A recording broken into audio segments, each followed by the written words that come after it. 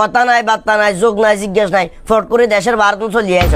প্রবাসী বলতে টাকার মেশিন, যতক্ষণ টাকা দিতে পারবো, আর্থিক সহযোগিতা করতে পারবো, ততক্ষণই প্রবাসীর মূল্য আছে।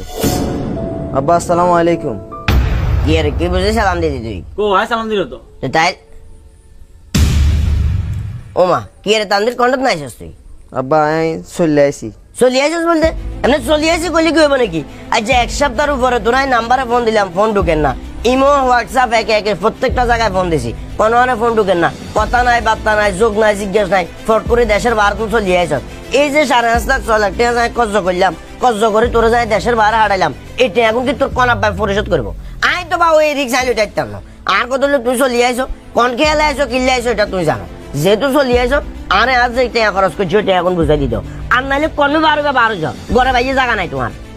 আব্বা আই আইবার লগে লগে আন্নে টিয়ার হিসাব লন, কিন্তু আব্বা আই কেনে আইছি, কিল্লাই আইছি, একটা বারো আব্বা আন্নে এটা জিজ্ঞেস করেন না।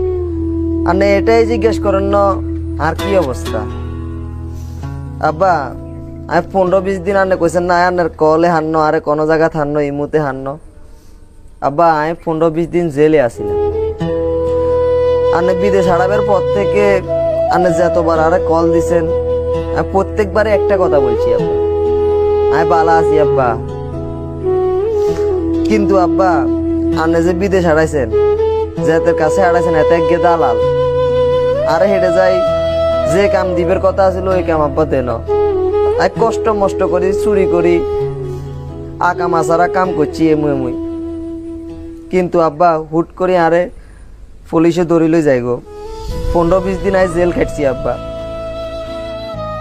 আব্বা শুধুমাত্র আনে যে আন লগে গরম হয়েছেন ব্যাপারটা এমন না তো, প্রত্যেকটা প্রবাসীর জীবনটাই এমন। প্রবাসী বলতে টাকার মেশিন, যতক্ষণ টাকা দিতে পারবো, আর্থিক সহযোগিতা করতে পারবো, ততক্ষণই প্রবাসীর মূল্য আছে। তারপরে প্রবাসীর আর কোনো মূল্য থাকে না। অসুবিধা নাই আব্বা, আর নেয়ার কাছে টিয়ার হিসাব তো পাইছেন না, আর তুন আন্নের কাছে টিয়ার মূল্য বেশি হয়ে গেছে না। আয় আন্নের কথা দিয়ে আব্বা, যতদিন আন্নের কর্জ, আন্নের ঋণ আমি পরিশোধ করতাম না, ততদিন আয় আন্নের বাইতে আইতাম না। যেদিন আমি পকেট ভর্তি টিয়া লই আইতে আইতাম না, ততদিন আন্নের সামনে আয় আর আইতাম না। আব্বা আয় যাই এরকম। আর আব্বা শুনেন, আয় যে বাইতে আইসি আমারে কইয়েন না। আম্মা আয় বাইতে আইসি শুনলে আমার লগে বকাবকি করব। ঠিক আছে আব্বা আয় যাই এরকম।